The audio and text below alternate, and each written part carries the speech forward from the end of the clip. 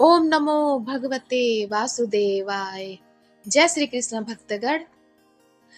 कार्तिक मास को हिंदू धर्म का सबसे पवित्र महीना माना जाता है। यूं तो पूर्णिमा प्रत्येक मास के शुक्ल पक्ष का 15वां दिन होता है, लेकिन कार्तिक मास की पूर्णिमा का बहुत ही महत्व माना गया है। इस दिन हिंदू धर्म में गंगा स्नान की भी परंपरा है। गंगा स्नान करने के पश्चात सूर्य देव को अर्घ्य अवश्य देना चाहिए। मानते हैं कि ऐसा करने से मनुष्य को अपने किए गए पापों से मुक्ति प्राप्त होती है। कार्तिक पूर्णिमा के दिन स्नान इत्यादि करके गरीबों को कुछ न कुछ दान करना चाहिए। ऐसा करने से उसका 1000 गुना फल प्राप्त होता है। इस दिन बहुत सारे लोग व्रत भी करते हैं। व्रत का संकल्प लिया जाता है और फलाहार किया जाता है। इस दिन भगवान विष्णु और माँ लक्ष्मी की पूजा की जाती है।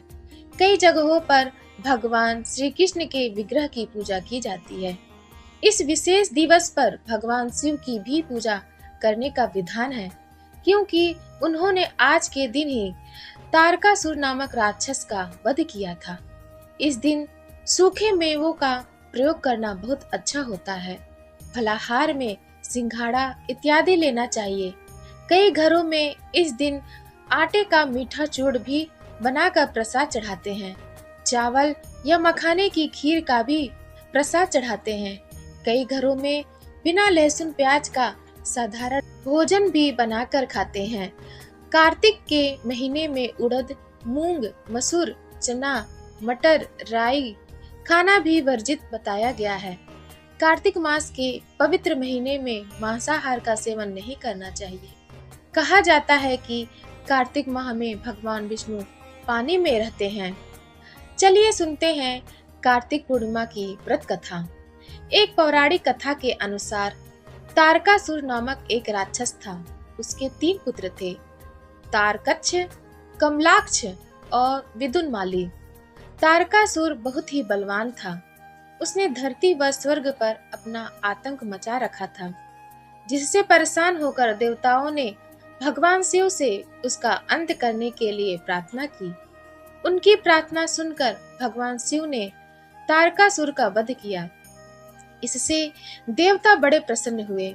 उसके 3 पुत्रों को यह सुनकर बड़ा दुख हुआ और उन्होंने इसका बदला लेने के लिए ब्रह्मा जी की घोर तपस्या की। उनकी तपस्या से प्रसन्न होकर ब्रह्मा जी ने तीनों से वरदान मांगने को कहा। तीनों ने ब्रह्मा जी से अपने अमर होने का वरदान मांगा। ब्रह्मा जी ने अमरता के अलावा कोई दूसरा वरदान मांगने को कहा। इसके बाद उन तीनों ने कुछ देर तक इस पर बहुत विचार किया और फिर ब्रह्मा जी से कहा, आप 3 अलग अलग नगरों का निर्माण करें, जिसमें सभी बैठकर पूरी पृथ्वी और आकाश में घूम सके।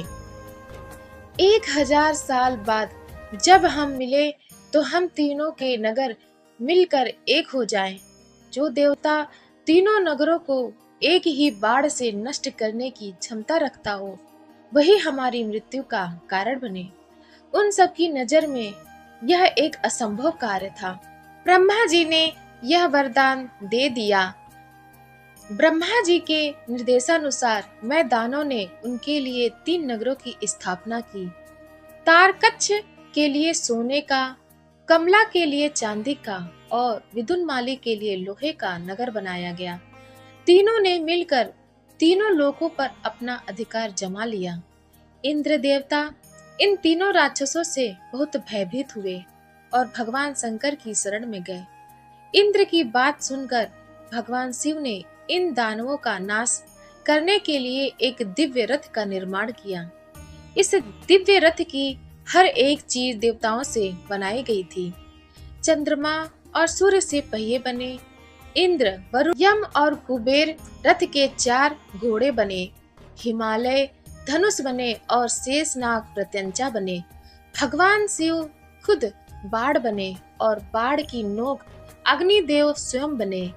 इस दिव्य रथ पर भगवान शिव स्वयं सवार हुए। देवताओं से बने इस रथ और तीनों भाइयों के बीच भयंकर युद्ध हुआ। युद्ध करते समय प्रभु लीला से एक ऐसा समय आया जब तीनों रथ एक ही सीध में आ गए। जैसे ही ये तीनों रथ एक सीध में आए, उसी समय भगवान शिव ने अपने बाण छोड़े और तीनों का नाश कर दिया।